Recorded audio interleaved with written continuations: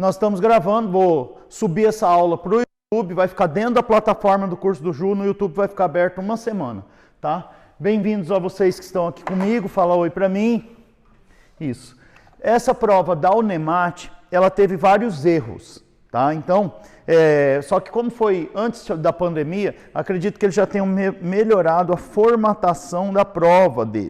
Então, dá uma sacada aqui nas questões anuladas do gabarito. Eu joguei um arquivo aí no grupo para vocês, tá? Que esse arquivo, ele tem prova da UNEMAT, o Foca que me arrumou esse arquivo, tá? Então ele tem prova da UNEMAT, se não me engano, desde 2015. Não sei. É desde o início das provas lá, tá? Então, e olha o tanto de questão anulada. Tiveram duas questões de física anulada, uma de matemática anulada e uma lá de linguagens anulada. Uma das questões de física que foi anulada foi porque tinha caído exatamente a mesma questão em outro vestibular no mesmo ano. Então a questão não tem erro, que é a questão da inércia. Eu vou começar resolvendo a prova para vocês por física e depois a gente passa por matemática. Não é uma prova difícil, não é uma prova complicada, ela cobra o básico de tudo. Ok? Então, se você for bom de básico, você vai se dar bem. A galera que está chegando no YouTube aí, tá? Eu tenho meu Instagram, Juliano Vec, informações dos cursos, www.cursodojuliano.com, ou se você quiser pedir informação, a Tomásia te atende neste WhatsApp aqui, beleza? Bom, vamos para a prova de física, questão número 7, ele fala, a legislação, tá? Isso aqui é o MAT 2019, tá? De 2009 até 2019. Aí no arquivo que o Foca mandou pra gente, beleza? Então, a legislação de trânsito brasileira indica a obrigatoriedade do uso do cinto de segurança em automóveis, aviões e etc. para prevenir os motoristas e passageiros de lesões nos casos de acidentes. Então, o que ele falou? Cinto de segurança, acidente. Para que serve o cinto de segurança? Para você não ser lançado quando o veículo para. Então, tudo que está em movimento tende a continuar em quê? Em movimento. Essa é a primeira lei de Newton chamada de inércia. O que é a A? A A, lei de Snell. A é lei de Snell. Quando você vai passar de um meio para o outro, a luz ou a onda, ela refrata. Ela refrata com alteração de velocidade e comprimento de onda e não altera a frequência. Então aqui eu tenho uma velocidade de A, aqui eu tenho uma velocidade de B, ocorre parte absorção, parte refração. E aqui, essa onda, ela tem um comprimento de onda e uma frequência. Essa onda tem um comprimento de onda e uma frequência. A letra A é a lei de Snell. Qual é a lei de Snell?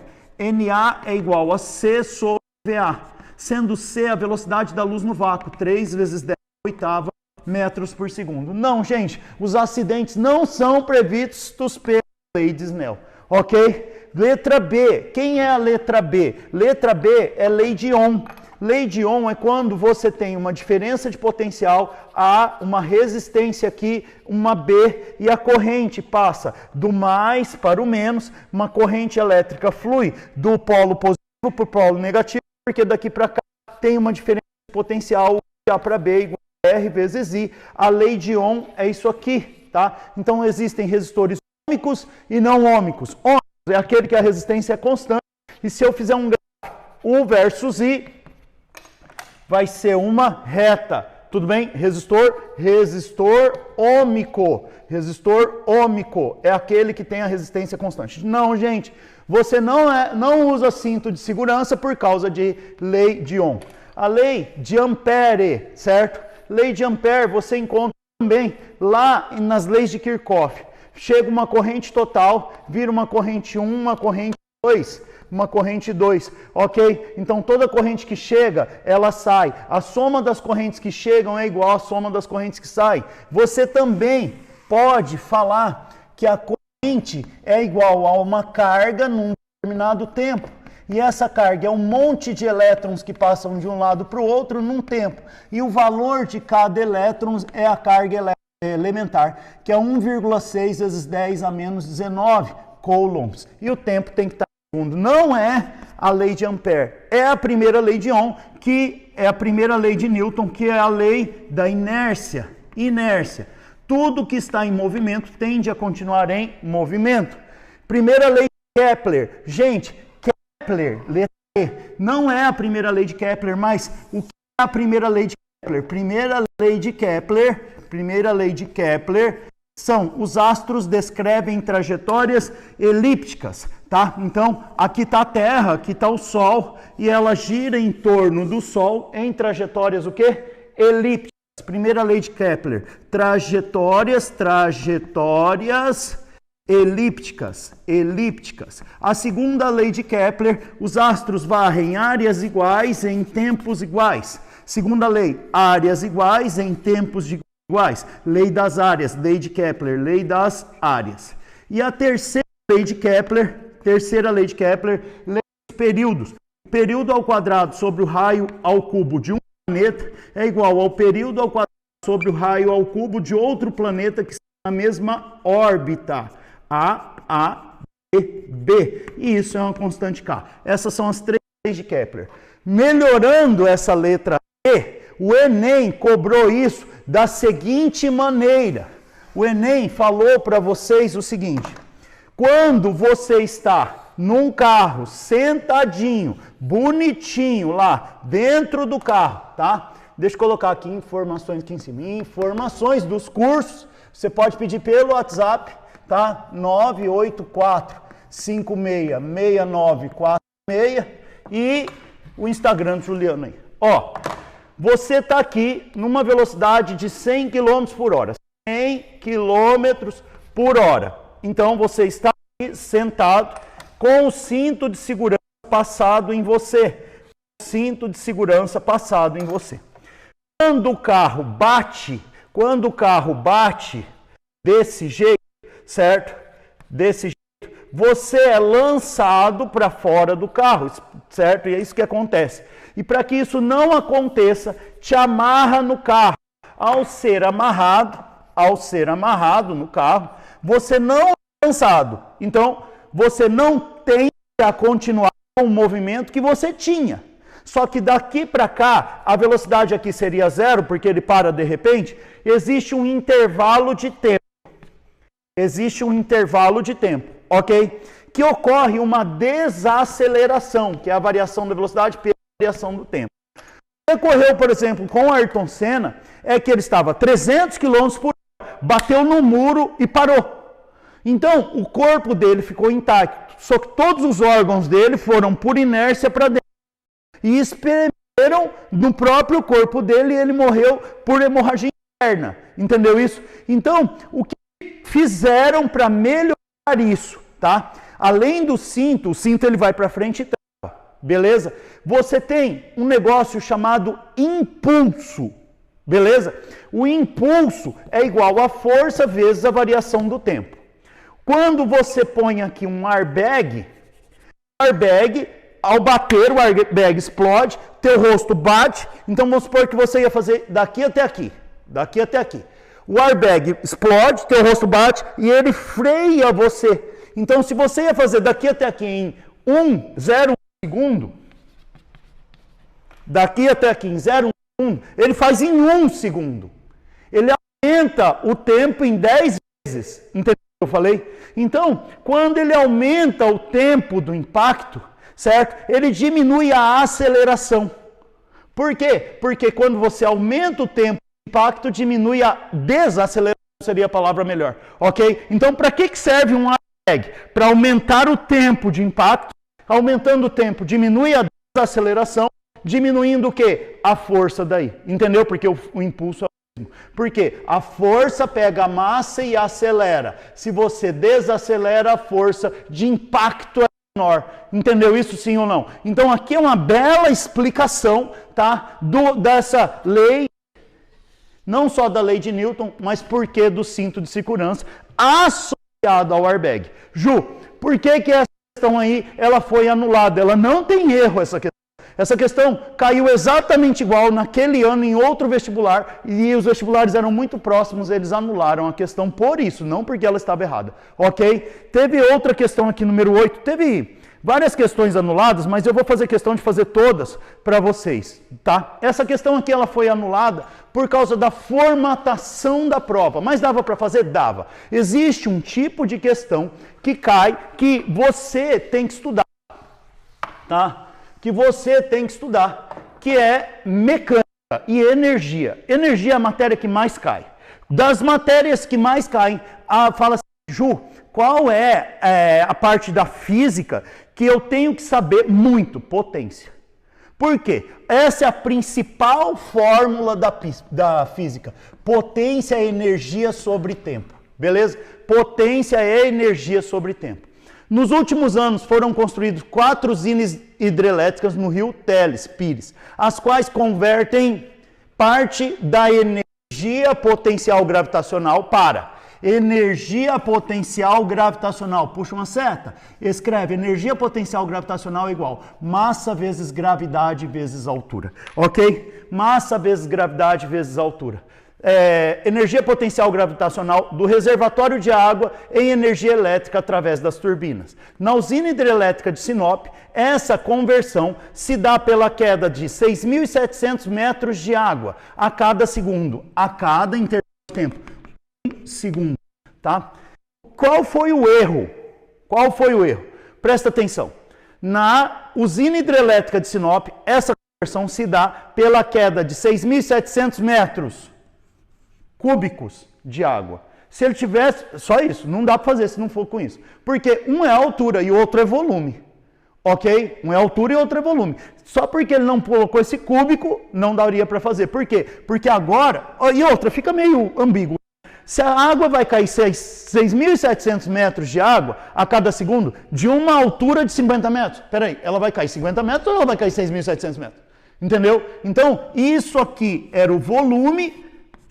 E se ele tivesse colocado isso, você conseguiria fazer. E a água cai de uma altura de 50 metros. Ok? Só que deu para dar uma sacada nisso, tá? E eu chutei aquele cúbico lá e depois eu fui testar para ver se dava para fazer. Por causa disso aqui, ó. Considerando que para a água 1 metro é 1 quilo. Tá errado de novo. O que é? 1 metro cúbico é 1.000 quilos. 1 metro cúbico é 1.000 litros. 1 metro cúbico é 1.000 litros. Volume de água. Tem que saber. Volume de água, tá? 1 metro cúbico é 1.000 litros. Então, por causa disso, e 1 litro d'água é 1 quilo. Tá? Por quê? Porque a densidade da água é 1 quilo para 1 litro. Então, 1 litro. Então, 1.000 litros representam o quê? Uma massa de 1.000 quilos de água.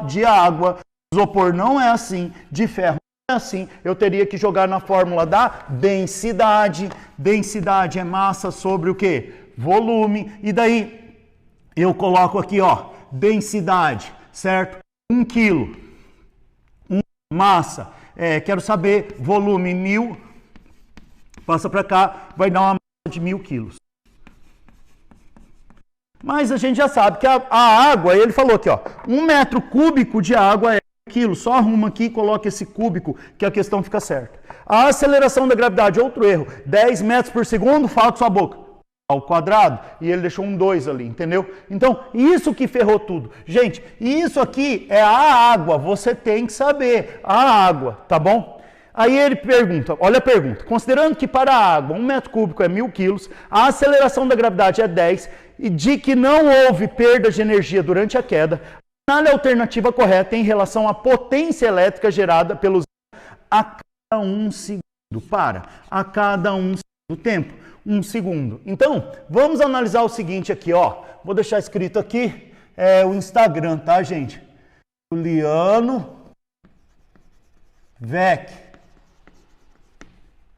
Esse é o Instagram. Aí, o que é que vai acontecer?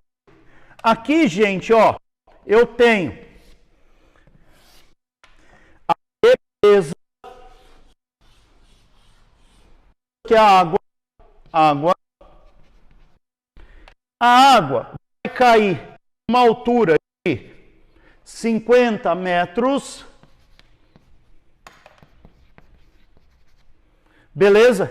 E aí, essa água, a massa de água que vai cair, ele falou aqui, ó, 6.700, o volume de água que vai cair, volume de água, 6.700 metros cúbicos, só que aqui ele falou que 1 metro cúbico é 1.000 quilos, então daqui para cá é só fazer vezes o quê? 1000, eu vou achar uma massa de 6.700, 000, 10 ao cubo, 000, 10 ao cubo, ou vezes 1000. O que? Quilos. Ok até aí? Tá. O trabalho, o gasto de energia, o trabalho é igual à energia potencial inicial menos a energia potencial final. O trabalho é igual massa, gravidade, altura inicial menos massa, gravidade, altura final. Só que a altura inicial dessa água é 50 metros. E a altura final dessa água é 0. Entendeu ou não? Então, eu vou apagar isso aqui e vou escrever, ó. Essa altura inicial, a altura inicial é 50 metros e a altura final é 0, porque ela vai parar aqui no chão. E daqui para cá é a altura inicial 50 metros, a altura final 0. Ok? Então tá. Essa é a única fórmula da física que é o contrário, que é inicial menos final. É o trabalho do peso. Trabalho do quê? Do peso. Ok? Então, isso aqui vai ficar, vai. O trabalho ou a energia que ele ganha dali para cá é 6.700.000 vezes a gravidade que ele deu errado, mas deu, 10, vezes a altura que ele vai cair é quanto? 50 metros. Me ajuda a fazer essa conta? 67 vezes 5, 5 vezes 7, 35. Quanto?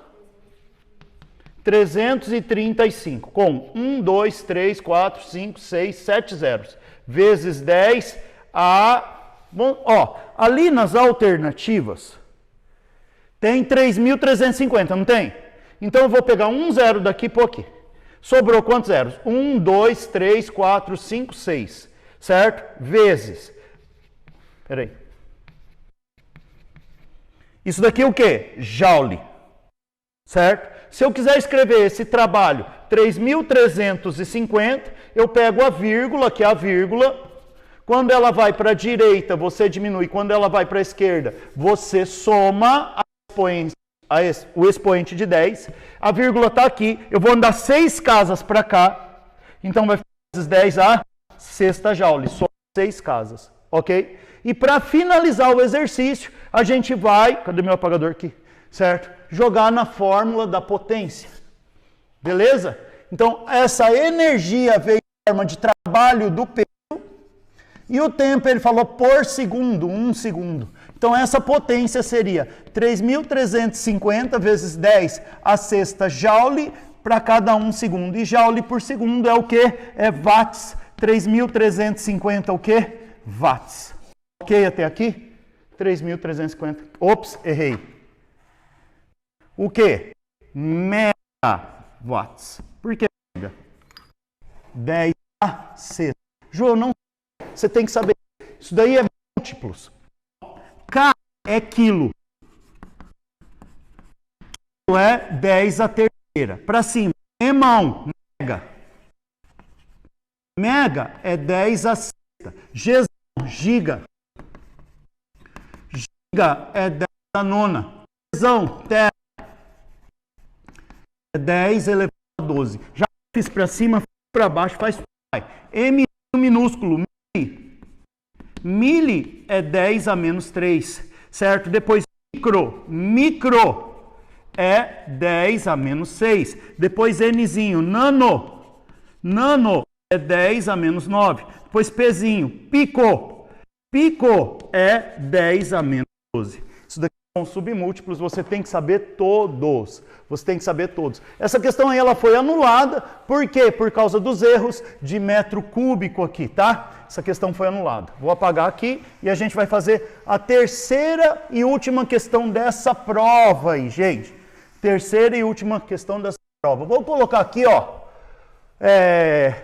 o curso. Isso aqui é a plataforma do curso. www.cursodojuliano.com.br. Beleza? E aí, quem está assistindo pelo YouTube, tá? A gente tem no Telegram, você entra aqui, ó, no Juliano Vec aqui dentro do Insta, tem um grupo no Telegram onde eu coloco tudinho, eu coloco os arquivos, os PDFs, as aulas, tudinho disponível aí para vocês, beleza? Vamos para a próxima questão, questão número 9. Ó, essa questão 9, essa ela tinha gabarito, apesar de que dava para sacanear essa questão e anular. O problema é que se ele anulasse também essa questão, não ia sobrar nenhuma física. Então, assim, eles fizeram vista grossa e deixaram a questão aí. A questão, ela fala sobre dilatação de corpos. Dilatação de corpos. Mais especificamente, dilatação linear. A dilatação linear ocorre em sólidos, tá? Então, aqui, você pega uma barra, rapidinho, vou dar a teoria aqui. Gente, isso é um resumo, pelo amor de Deus. Essa barra, ela tem um tamanho inicial, L0, comprimento inicial, beleza? Essa barra, ela tem uma temperatura inicial, deixa eu apagar isso aqui. Ela tem uma temperatura inicial,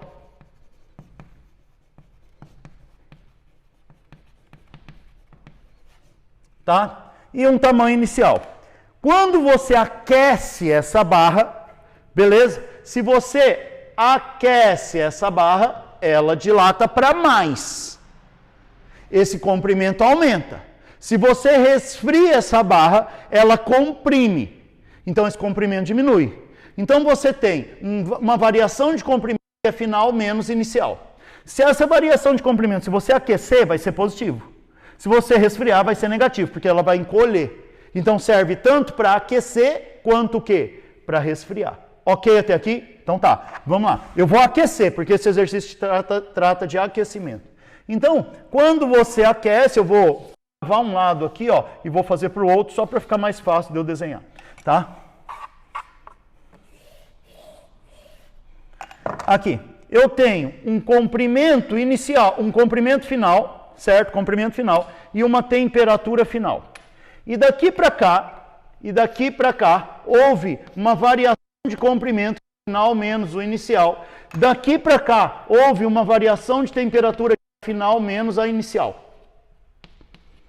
Ok até aqui? Só que, se essa barra aqui, ela for de ferro, ela dilata de um jeito. Se essa barra ela for de ferro, ela cresce um tanto. Se ela for de madeira, é diferente. Se ela for de plástico, é diferente. Se ela for de alumínio, é diferente. Se ela for de cobre, é diferente. Então, eles criaram um coeficiente, que é um número que multiplica nela para falar que ou ela dilata mais ou ela dilata o quê? Menos. Este coeficiente é chamado coeficiente de dilatação linear do material. De dilatação linear do material. Cada material dilata de um jeito. Existem materiais que dilatam mais e existem materiais que dilatam o quê? Menos. Até aqui tudo bem? E esse coeficiente de dilatação linear é representado por alfa. Só que ele é um número muito pequeno. Por exemplo, normalmente é 0,1, 2, 3, 4, 5, 2.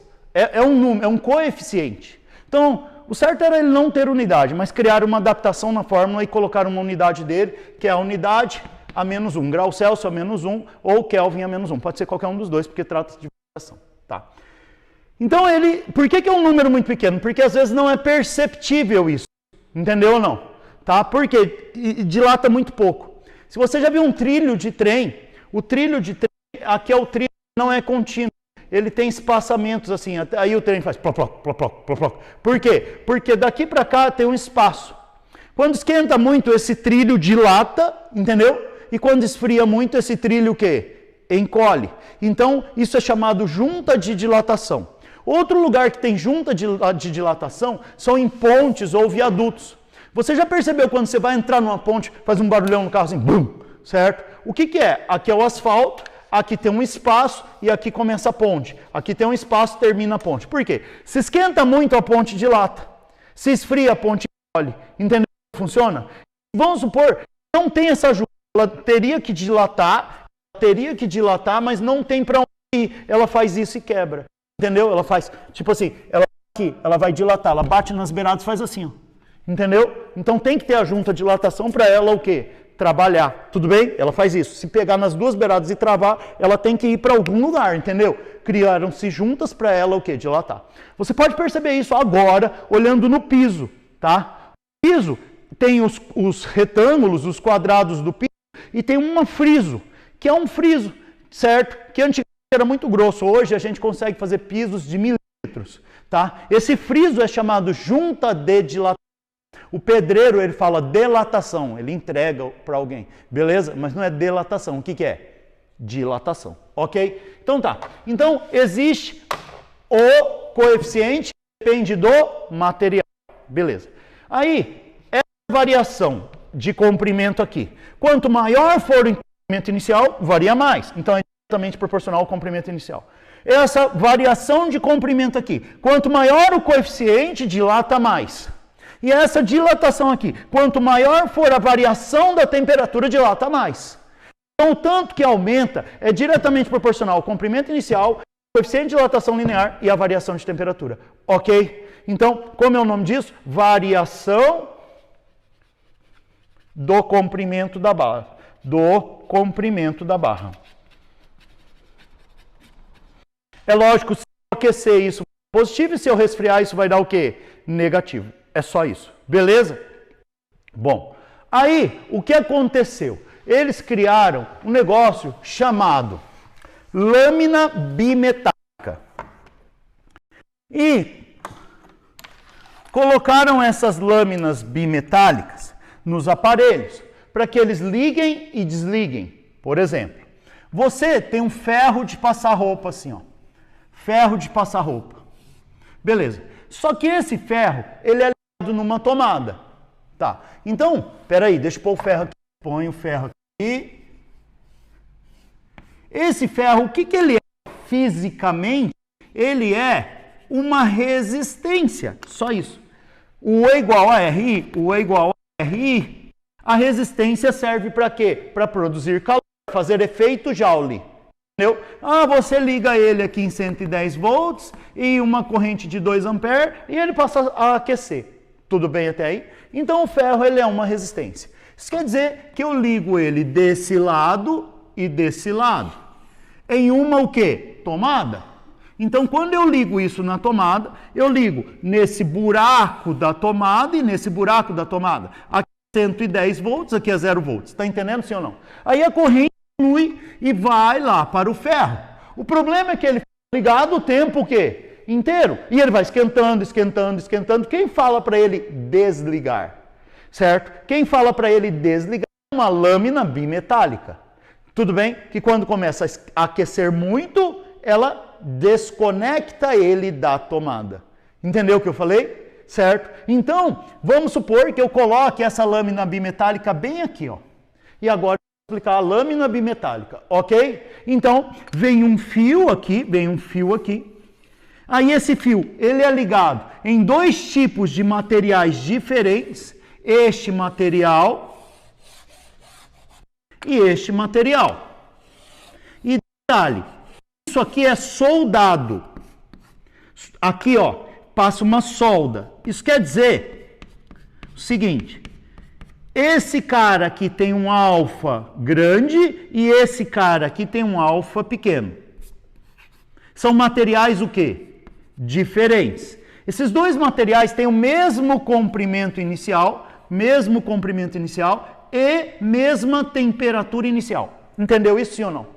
Então tá. E esse material, ele tem esse tamanho bonitinho e tem esse tamanho bonitinho. Aqui é o comprimento inicial do amarelo, aqui é o comprimento do verde, e eles estão o quê? Soldados, amarrados. Não tem como, quando dilatar, um vai dilatar mais do que o outro. Vamos supor, aqui é meu braço assim, certo? Esse daqui é o amarelo e esse daqui é o verde.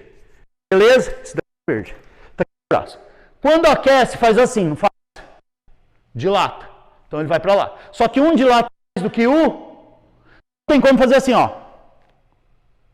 Ó, presta atenção, ele estava aqui, não tá? Aí cresceu. Só que esse tem que crescer mais do que esse. Não tem como, porque não tem como ralar isso. Entendeu o que eu falei? Por que não tem como ralar? Porque tá o quê? Soldado preso. Tudo bem até aí? Só que um vai dilatar mais do que o outro. Isso é fato. E aqui o fio está conectado aqui. E aqui o fio está solto. Bem aqui assim, ó. O fio está solto. Bem aqui assim. Descascado o fio. Entendeu o que eu falei? Sim ou não? Descascado o fio. E a corrente vem por aqui, passa aqui e vai embora. Tá entendendo? O que acontece? Acontece que esse cara aqui tem que crescer, esse cara aqui tem que crescer, ok? E aí, eu vou te explicar aqui desse lado o que acontece. É amarelo e verde, né? É, amarelo e verde. Vamos supor que eu tenho aqui os dois fios, certo? E se eu aquecer vai acontecer isso, e se eu resfriar vai acontecer isso. Aqui está a minha lâmina, amarelo, verde. Soldado. Soldado. Se eu aquecer, presta atenção, 1 palmo, pode? Então, ó, vou medir aqui 1 palmo. Então, aqui é amarelo. Você percebeu que eu passei de 1 palmo? E verde. Vai poder fazer isso que eu fiz? Não. Por que não? Porque eu fiz o que aqui? Soldei e prendi. Entendeu? Só que ao aquecer, eu tenho ΔL é igual a L0 vezes alfa vezes variação de temperatura. Ao aquecer, tá? O comprimento inicial dos dois é igual, a variação de temperatura daqui para cá é igual, só que eles têm coeficiente de dilatação diferente. Como o alfa do amarelo é maior, dilata o quê? Mais. Como o alfa do verde é menor, dilata, só que dilata o quê? Ele dilata, só que ele dilata menos do que o outro, entendeu? Ele cresce, só que cresce menos. Tudo bem até? Então não tem como acontecer. Por quê? Porque eles são soldados. O que acontece, então, é que esse fio, ele dobra assim, ó. Presta atenção no que eu estou fazendo. Daí, aqui, neste caso aqui, ele dobraria assim.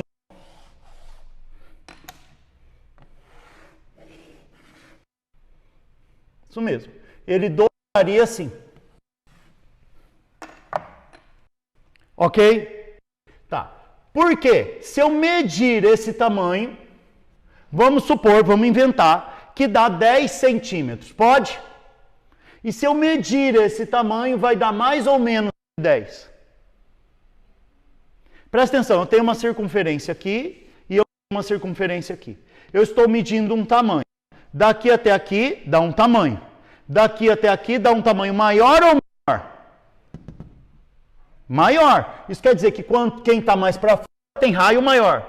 Então, se aqui é 10 por dentro, daqui até aqui é 10, aqui tem que ser 9 ou 11? Aqui. Então, é 11 centímetros. Por quê? Porque esse alfa de cima é maior do que o de baixo. Entendeu ou não entendeu? Tudo bem? E eu aqueci. Quando o alfa de cima é maior do que o de baixo, ele faz isso. Agora, se eu tivesse, presta atenção, se eu tivesse feito isso, ó, vou inverter tá? As duas placas. Igualzinho, ó. Aqui é o início. Aqui tem um comprimento inicial e uma temperatura inicial. Um comprimento inicial e uma temperatura inicial. Aqui o mesmo comprimento inicial, mesma temperatura inicial. Aí eu venho e aqueço isso. Aquece.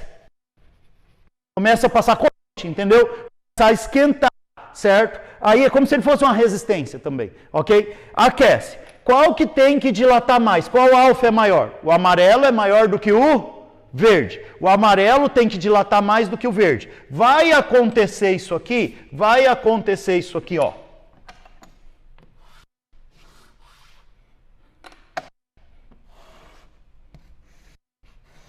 Certo ou errado?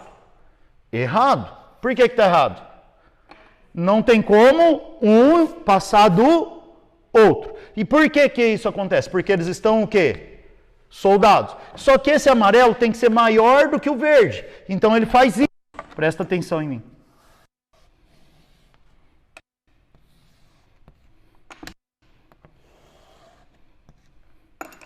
Entendeu ou não? Então, se eu fosse fazer valores, aqui for 10, aqui é quanto? 11. E aí, como a corrente estava passando aqui, ó, como a corrente estava passando aqui, ela o quê? Desencosta para cima e aqui desencosta para baixo. Lógico que eu fiz o que? Os dois. Eu aqueci os dois, só que aqui eu inverti a ordem. Entendeu isso sim ou não? Então, por que que dobra? Por causa do coeficiente de dilatação. A questão é isso. Tudo bem? Então, isso é uma matéria específica de dilatação que a gente faz. Questão número 9. Diversos aparelhos elétricos têm como função transformar energia elétrica em calor. Qual? Resistência é o principal deles. Se chama efeito Joule. Ok? Então tá. Entre eles, destacam-se ferro elétrico, chuveiro elétrico, secador de cabelo, chapinha, ferro de solda elétrico, entre outros. Boa parte desses aparelhos possuem um dispositivo para controlar a temperatura, denominado de termostato. No caso do ferro elétrico, esse dispositivo é formado por duas lâminas metálicas, metal, firmemente ligadas uma à outra. Essas lâminas possuem coeficientes de dilatação diferentes, assim como o aumento da temperatura, com o quê? Grifo. Aumento da temperatura, então a temperatura vai aumentar. Beleza? Então, essas lâminas possuem coeficientes de dilatação, coloca aqui, alfa diferentes. Entendeu isso? E daí, com o aumento da temperatura, essa lâmina se curva em forma de arco, fazendo com que o circuito elétrico seja aberto, interrompendo a passagem da corrente elétrica. Beleza.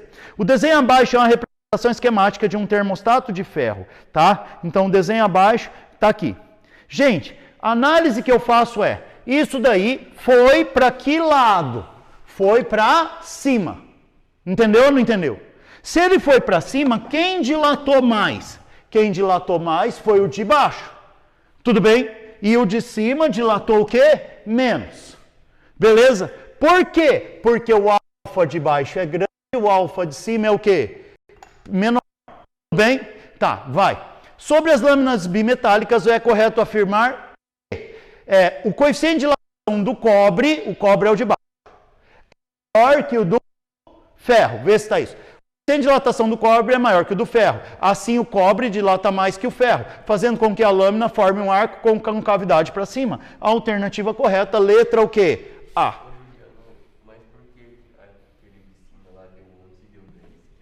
Não, eu inventei os tamanhos só para falar que esse é menor e esse é maior. Ele perguntou por que esse deu 11 e deu 10.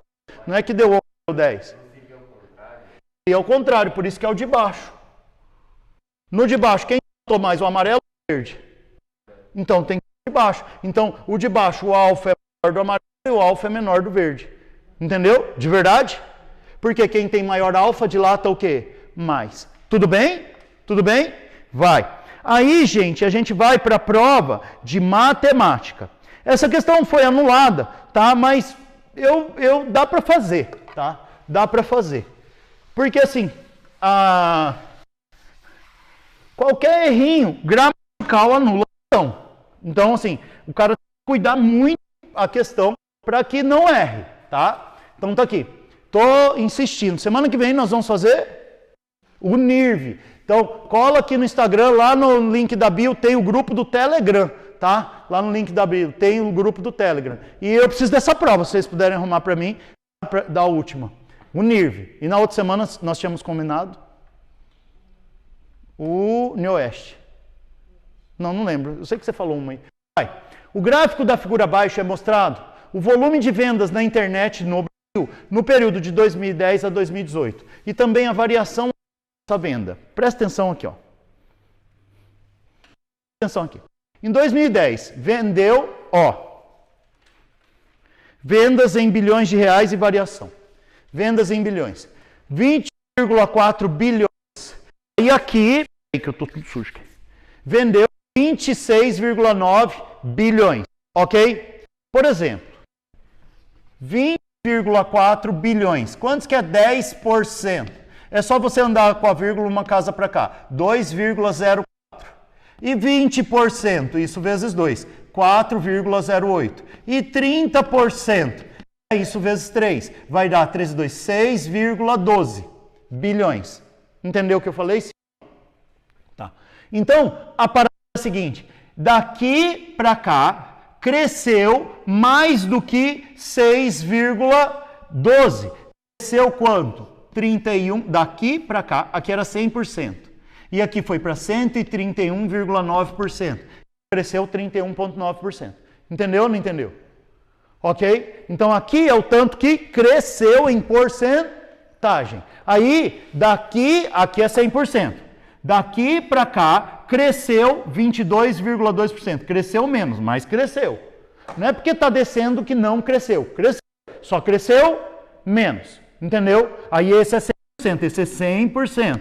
E esse seria 122,2%. Tudo bem? Análise gráfica. Beleza? Tá. Então é isso o gráfico. Aí ele fala o seguinte, ó. Considerando o gráfico, assinale a alternativa correta quanto à porcentagem de crescimento relativa entre as vendas de 2010 e 2018. Espera aí. Em 2010, certo? A venda era 100% de 2010. Entendeu? Em 2018, a venda é X% de 2010.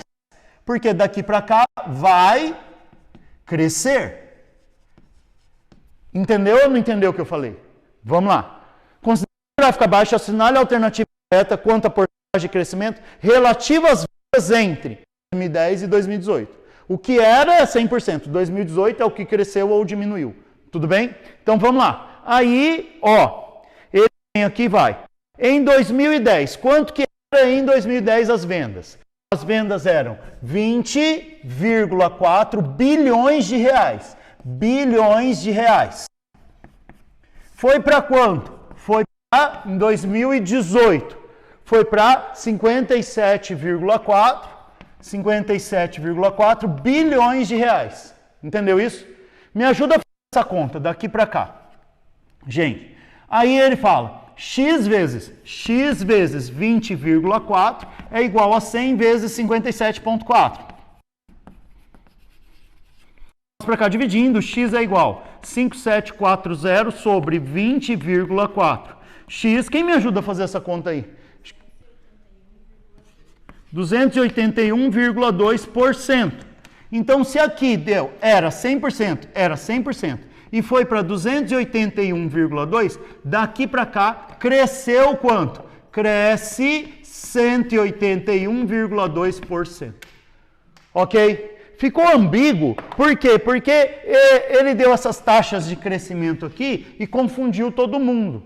Beleza? Tá? Mas dava para fazer. Eles conseguiram anular a questão, mas dava para fazer. Beleza? Tá?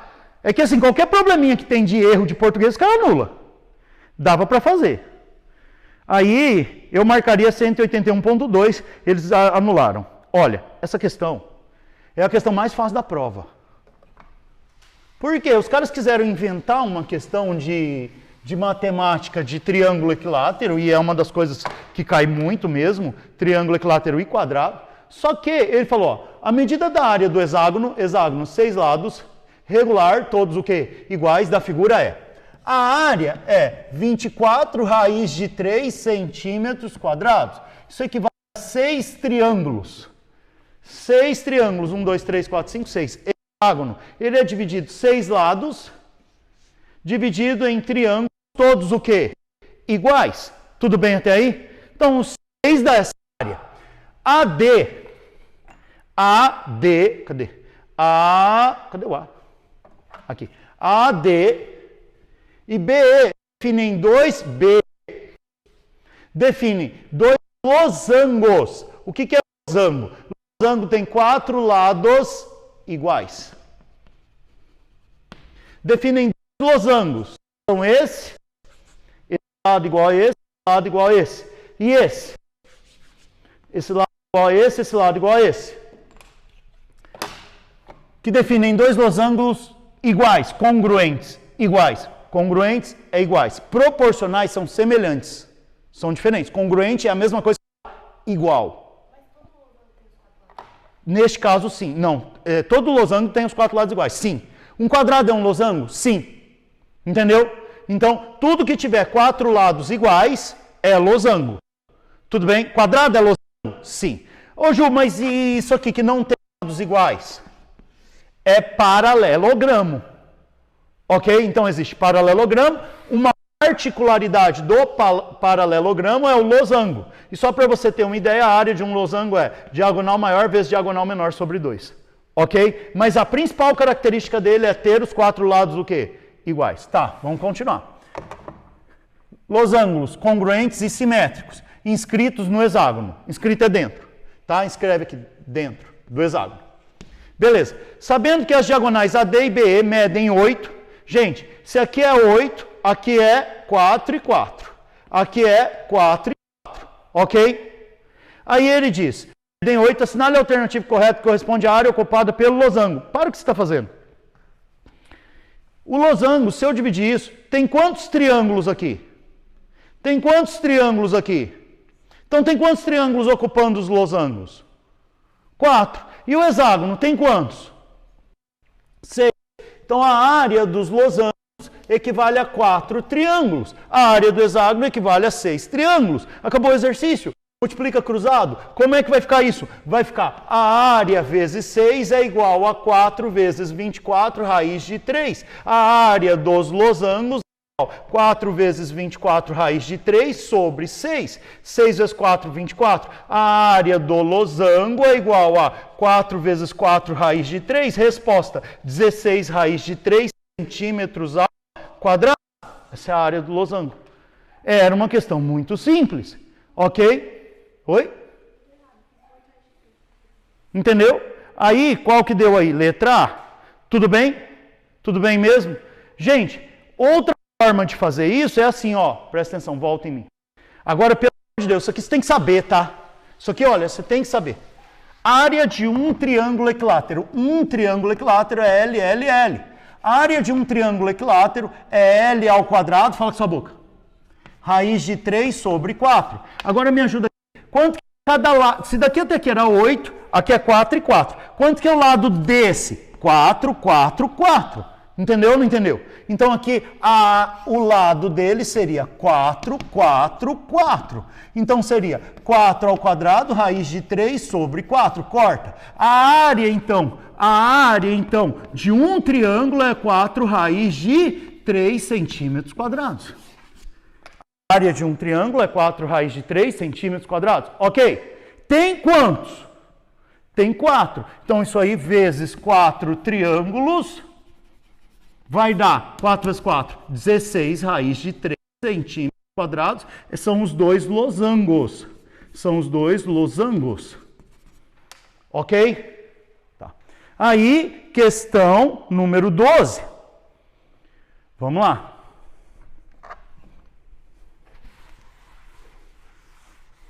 Olha, deixa eu contar uma coisa. Ju, eu não sou boa aí. Apaguei as informações aqui. Ju, eu não sou boa nesse negócio aqui de área. Dentro da plataforma do curso, tem um curso de matemática básica. Lá tem áreas de figuras planas.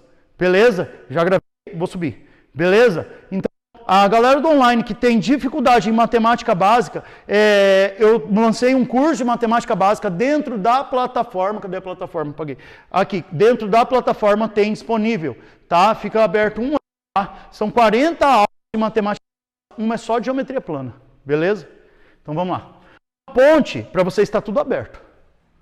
Ó, uma ponte deve ser construída sobre o rio Cuiabá, unindo pontos A e B, como esquema figura abaixo.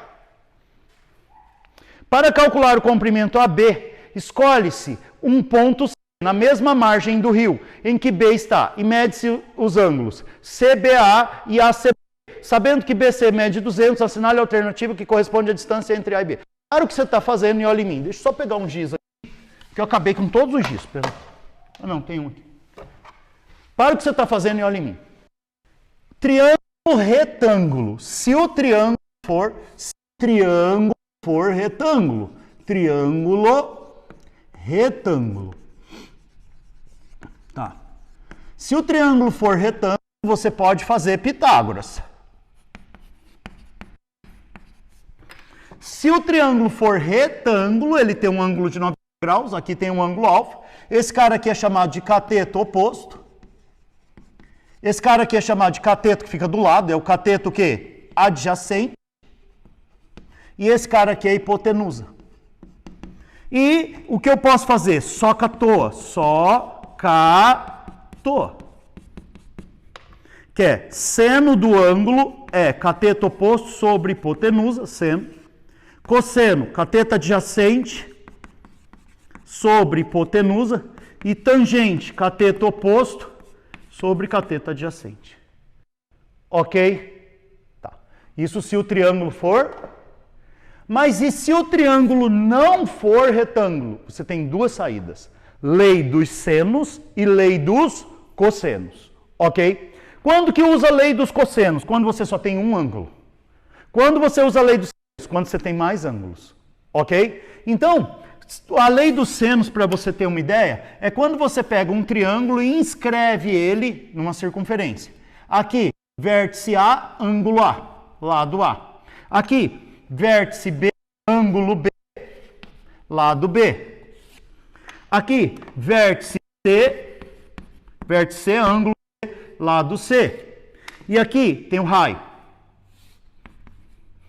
A lei dos senos é lado A sobre seno do ângulo A. A sobre seno do ângulo A.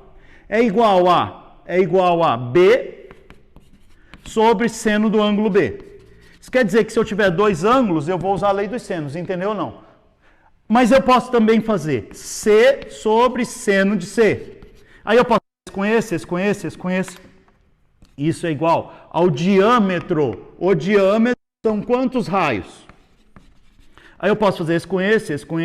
Esse exercício é esse.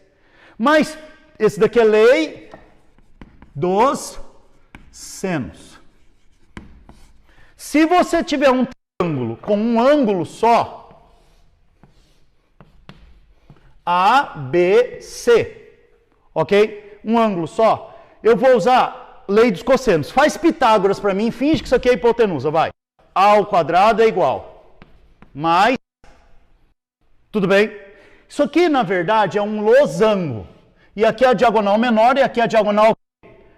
Como é a diagonal menor, eu vou calcular com menos. Se fosse a diagonal maior, eu ia calcular com o quê? Com mais, entendeu? Como é a diagonal menor, eu vou fazer sempre a mesma coisa, menos 2 vezes BC, cosseno de A. Na física, a gente trabalha isso com vetor físico. Coloco uma força 1, uma força 2, um ângulo alfa. Aí a gente traça uma paralela, tá sabendo o que eu estou falando? E uma paralela. E aqui tem a força resultante. É o que eu tinha te dito, só que aqui é a diagonal menor, aqui é a diagonal B. Se a diagonal maior, na física usa a mesma fórmula, só que com mais. Então ficaria força resultante ao quadrado é igual a F1 ao quadrado mais F2 ao quadrado, mais 2 vezes F1 vezes F2 vezes cosseno do ângulo alfa. Tá, vamos ler. Ele fala, para calcular o comprimento AB, AB, certo? Escolhe-se um ponto C, na mesma margem do rio. Então ele vem aqui e escolhe um ponto. Ok? O rio está aí. Aí ele fala, o ângulo CBA, o ângulo fica no do meio. Então CBA é 75. CBA é aqui, ó. Beleza?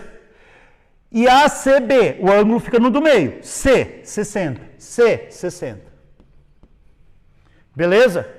Que ângulo que é aqui, só para constar? Vou chamar ele de θ. Esse ângulo mais esse ângulo mais esse ângulo tem que dar quanto? 180. Se tem que dar 180, acabei com o giz. Ó. Peraí, deixa eu pegar giz aqui. Se tem que dar 180, a soma daqueles três tem que dar 180. Tá? Então, ficaria. Deixa eu apagar isso, não vou usar isso. Θ mais 60 mais 75 igual a 180. Θ é mais 135 é igual a 180. Esses dois dá 135. Mais passalamento. Θ é igual a 180 menos 135. Θ é igual a 45 graus. Ok? Tá, θ é igual a 45 graus.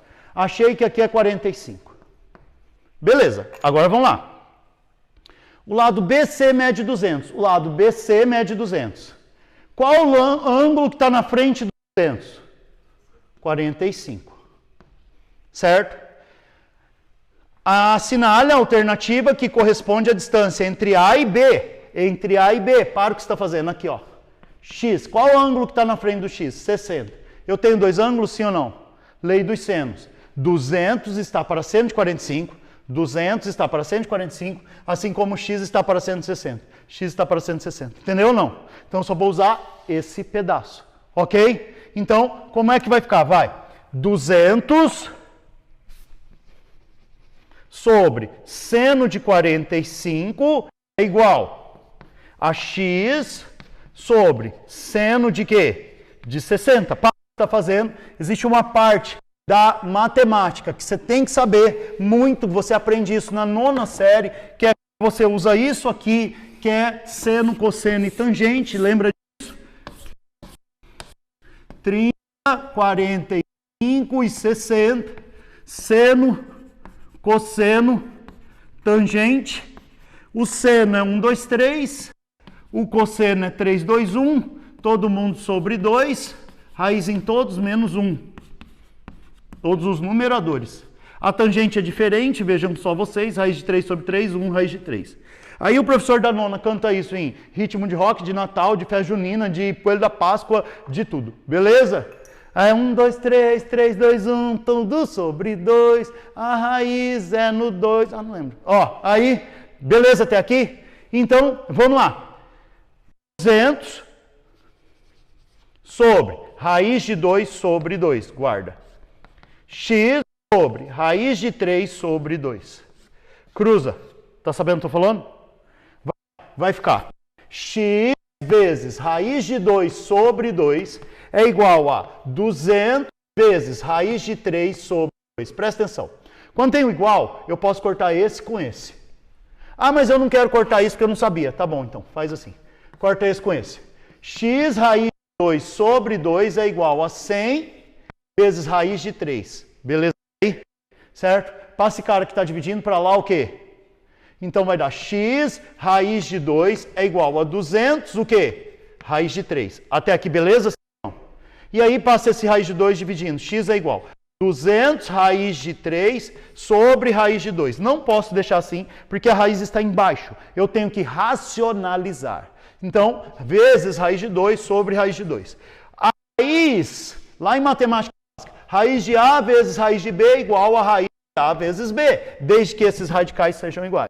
Raiz de 2 raiz de 3 vai dar 200 raiz de 3 vezes 2 sobre raiz de 2 vezes 2, que é raiz de 4, que vale o quê? 2. Então, x vai ser 200 raiz de 6 sobre 2.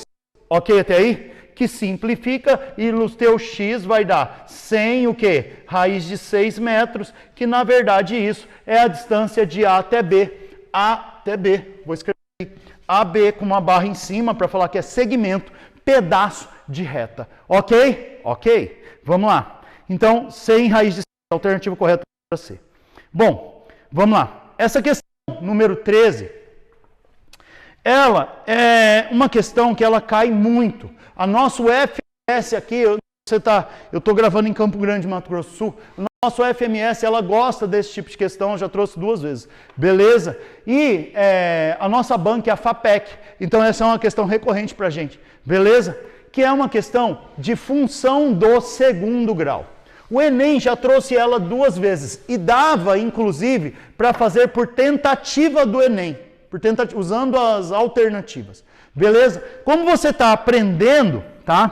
E no nosso curso, vocês sabem que a gente tem a mentoria Enem, que a gente fica fazendo daqui até o Enem. Você vai pegar essa questão várias vezes, tá? E a gente vai resolver ela por tentativa lá também. Só que lá ela é mais simples, então dá para fazer mais rápido, ok? No Enem, tá bom? A parada aqui é a seguinte. Uma empresa de peças automotivas vendia 500 unidades de uma determinada peça a R$90. Para. Então, quantidade, valor, 500 unidades vezes R$90. Isso daqui é o que ela arrecada, entendeu? Isso aqui é o que ela arrecada. Isso aqui é a grana. Ela arrecada, no caso, 45 mil aqui. 45 mil. Entendeu? Presta atenção. No entanto, a cada 10 peças compradas a mais pelo cliente, quantas peças ele comprou aqui? Então, ele compraria 500, estou especificando o exercício, mais 10, 510. Ok? A cada 10 peças mais compradas pelo cliente, era concedido R$1 de desconto no preço dessa peça. Arruma aí, eu achei que isso ficou errado nesse exercício. Eu acho, não é da peça que ele comprou, é destas peças. Como a prova é toda cheia de erro, eu fiz o normal. Eu considerei que esse R$1 de desconto é para todas as peças e não só para a peça que ele comprou. Entendeu o que eu falei? Tá? Eu sou ruim de português, mas eu entendi que era só dessa peça primeiro. Beleza? Depois eu fui fazer e não batia. E só bate se eu usar todas as peças com R$1 de desconto. Entendeu o que eu falei? Então, se ele dá R$1 de desconto, não é 90. Cai para quanto? Então eu vou especificar a conta. Todas as peças. Tudo bem? Tá. Agora, aí é o que ele arrecada. Se der uma vez R$10. Entendeu ou não? Se der uma vez R$10. Ele ganha R$1 de desconto. Tudo bem? Se der duas vezes R$10 de desconto, quanto que ele arrecada? Vai. 500, 10 peças a mais. Se ele der duas vezes, 20. Vou escrever 10 vezes 2, pode? Porque eu estou mostrando a conta. E aqui é 90 menos quantos reais? 2. Se ele fizer isso 3 vezes, se der 3 vezes, o que arrecada vai ser 500 mais 30 peças. Só que eu vou escrever 10 vezes 3. É 90 menos 3. Agora vamos deixar genérico. Se der X vezes o desconto, como fica a arrecadação dele? Fala com a sua boca. A igual 500 mais 10x, que multiplica 90. Isso é uma função x vezes x. O segundo o quê? Grau. Esse x está positivo e esse negativo. Dá uma função do segundo grau com a boca com a concavidade para baixo. Essa concavidade para baixo vai ficar assim. E aqui o y é a arrecadação e o x é o número de vezes. Entendeu isso, sim ou não? Certo? Por quê? Porque menos com mais dá menos e vai dar uma função de segundo grau. Ele pergunta, o maior faturamento, a arrecadação máxima. A arrecadação máxima é quem? Do vértice. O y do vértice. E o y do vértice é menos delta sobre 4A. Entendeu o que eu falei? Sim ou não? Tá? Eu poderia também achar o x do vértice e jogar aqui e achar o y. Tudo bem? Então tá. Então eu vou copiar isso aqui para a gente resolver. Vai. Apaguei de novo aqui o negócio das informações. Pera. Vai ficar no meu pé. Ela fala, você faz as coisas e não divulga. Ó, aí a arrecadação então é 500 mais 10x vezes 90 menos x.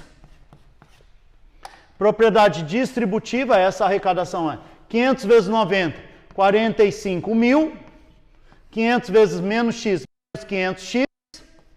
10x vezes 90 mais 900x. Mais com menos, menos 10x ao quadrado. Ah, eu fiz muito mais fácil por tentativa. Bom, você faz como tentativa. Vê quanto que dá essa, vê quanto que dá essa, vê quanto que dá essa e vai vendo qual é o menor. O faturamento aumenta, depois ele diminui. Só que você está fazendo por tentativa. É só quanto que dá esse resultado, quanto que dá esse resultado, quanto que dá esse resultado. Também dá certo. Ok? Vai. Isso daqui vai ficar, a arrecadação é igual. Vou escrever esse primeiro. Menos 10x quadrado, junta esses dois. Mais 400x mais 45 mil.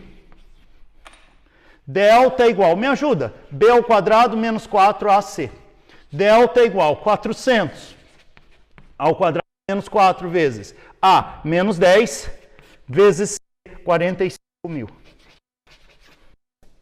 Delta é igual a 4 vezes 4, 16. 2 zeros ao quadrado vira 4 zeros. Menos com menos, mais 90, 180. Isso aqui vai dar 180. 1, 2, 3, 4 zeros. Então, meu delta vai dar 1.960.000. O y do vértice é menos delta sobre 4. É uma das coisas que mais cai. X do vértice é menos e sobre 2a. Dá para eu calcular o x do vértice aqui e achar o y do vértice também. Daí eu precisava fazer isso. Isso aqui vai ficar menos 1.960.000 sobre 4 vezes a menos 10. Ok? Corta, corta. Menos com menos é mais. E o y do vértice é 1.900.000. Não, tem 3 zeros. 196.000 sobre 4. Y do vértice é, não sei, 49.000 reais é a arrecadação máxima. Dava para fazer por tentativa? Dava. É que eu fiz de uma forma que você revise função de segundo grau. Dava para calcular primeiro o x do vértice. Calculava o x do vértice. Ó, quanto que é o x do vértice? Menos 400 sobre 2 vezes menos 10. O x do vértice é igual a menos 400 sobre menos 20, menos com menos mais, vai dar x do vértice é igual a 20. Aí pegava os 20, colocava aqui e calculava a arrecadação, entendeu? Dava para calcular isso também. Ok? Isso quer dizer que seria 20 ali, 20 vezes, para ele arrecadar mais. Questão número 14. Ó, 14.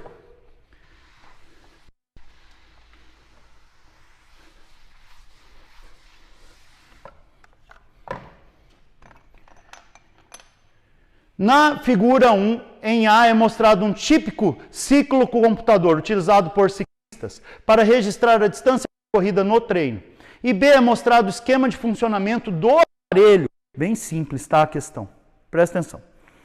Quando a roda da bicicleta gira, um magneto ou ímã, quando a roda da bicicleta gira, um magneto ou ímã preso a um dos arcos da roda passa próximo ao sensor. Então ele passa aqui, passa aqui, passa aqui, ok?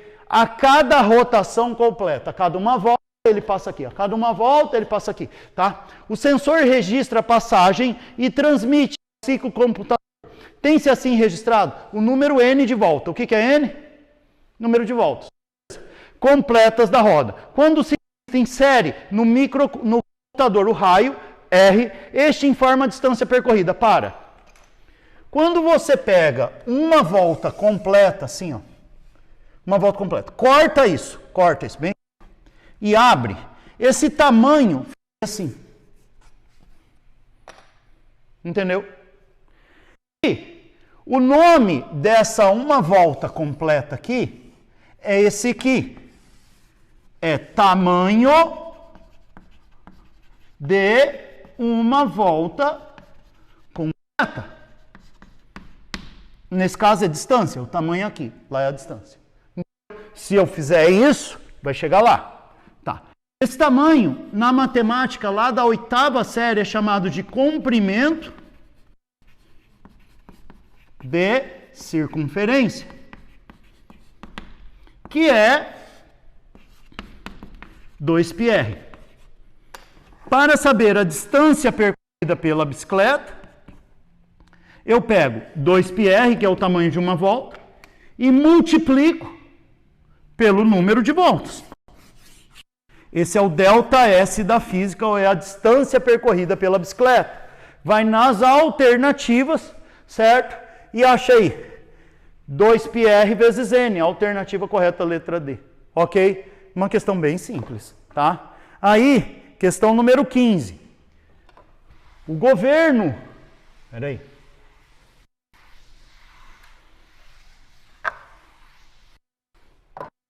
De um Estado cobrava como forma de contribuição previdenciária 6% sobre o salário de todos os trabalhadores na carteira assinada. Então, era o salário vezes 6% que ele cobrava. Entendeu ou não? Qual que é a resposta dessa pergunta? Dessa aqui é D. 2πr vezes N. Aí, ele cobrava 6% do salário da galera, tá? De todos os trabalhadores de carteira assinada, independente de sua renda. Em uma nova decisão, o governo a seguinte forma de contribuição previdenciária. Passaria a cobrar mais 11% sobre o que excede a R$ 1.200. Então, ele passaria a cobrar 11% do salário do cara que passa, que o quê? Então, o salário do cara subtrai 1.200, tipo assim, ele ganha 1.300. Então, é R$100 é o que passa. E cobra 11%. Entendeu ou não? É só do que... do 100 no caso. Do que passa. Então, assim, é a segunda forma de cobrança. Entendeu? Daí até 1.200, então ele não vai cobrar o quê? Nada. Só o que passa. Aí, dois, respectivamente. Aí, montou as duas fórmulas para a gente, ó. A primeira, até 1.200 é a de cima. De 1.200 de baixo. E no aqui o X é o salário do cara. X é o salário do cara. Com base em C1 e C2, pergunta-se, o valor em reais para a contribuição previdenciária é a mesma, não dependendo da regra. Quando que essa contribuição e essa são exatamente o quê? Iguais. Então o que eu vou fazer aqui é simples. Eu vou escrever a contribuição amarela igual à contribuição branca. Quem é a contribuição amarela? 11% que multiplica X, vou fazer igual a ele, X menos 1.200 igual a 6% de X. Presta atenção, esse 100 aqui. Propriedade distributiva. Vai ficar 11x menos 1.200 vezes 11 vai dar 132. Vê se está certo. 132 mil. 1.200.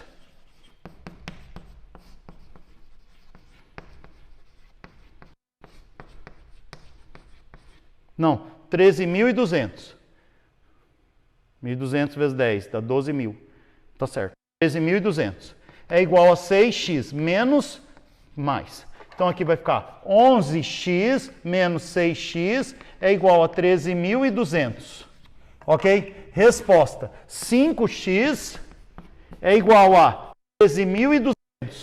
Passo para cá dividindo. X é igual a 13.200 sobre 5. X é igual, quem me ajuda? 2.640, não faria diferença qual deles ele taxasse. Ok? Ok. Aí a 16, ele fala assim, ó.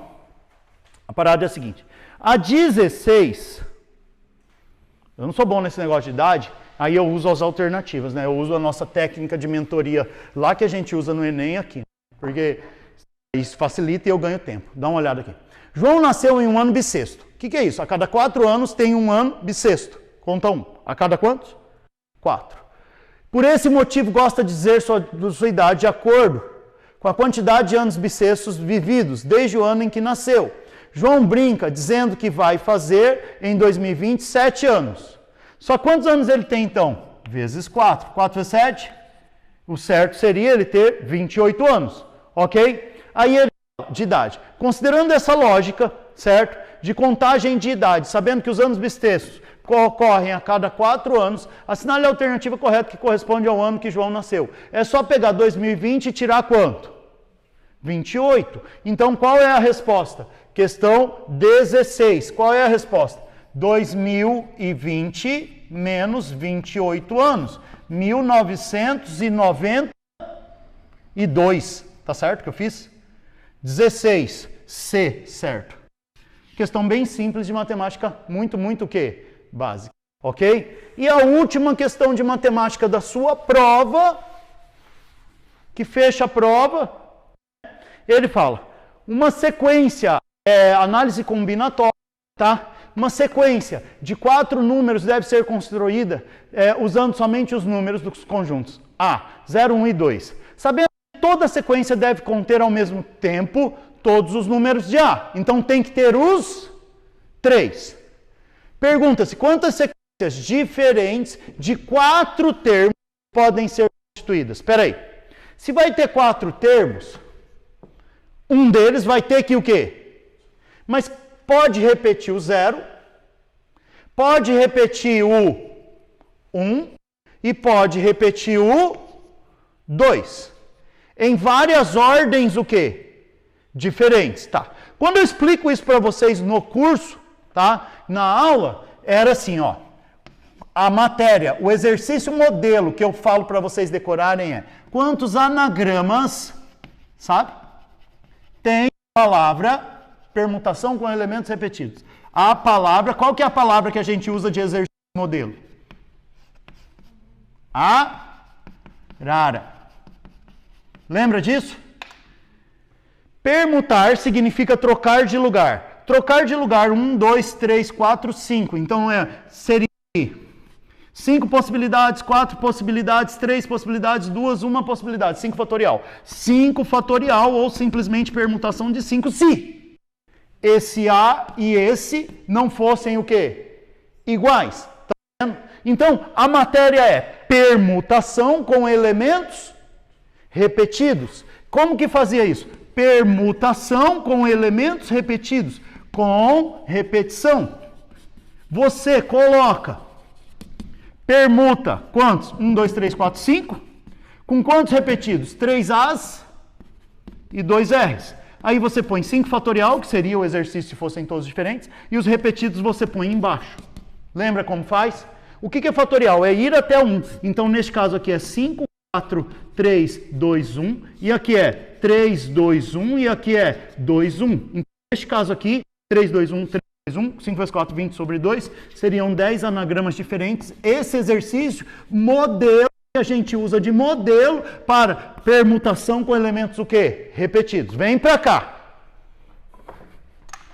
De quantas formas diferentes eu posso escrever isso? 0, 0, 1, 2, 1, 2, 0, 0, 0, 1, 0, 2. Ou seja, eu fico trocando de quê? De lugar. Então, neste caso aqui, é uma troca de lugar. É uma permutação de 4.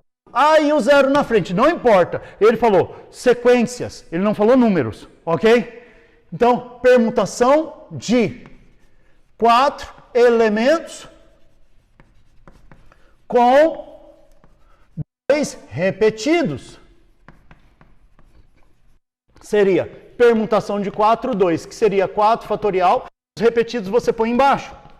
4, 3, 2, 1 sobre 2, 1. Corta, corta. Vão dar 12 números diferentes desse. Esse vai ficar igual. Vai ser permutação de 4, 2. Só que 2 uns que são repetidos. E se eu fizer a conta, vai dar 12. Esse vai ficar igual. Permutação de 4, 2. E se eu fizer a conta, vai dar 12.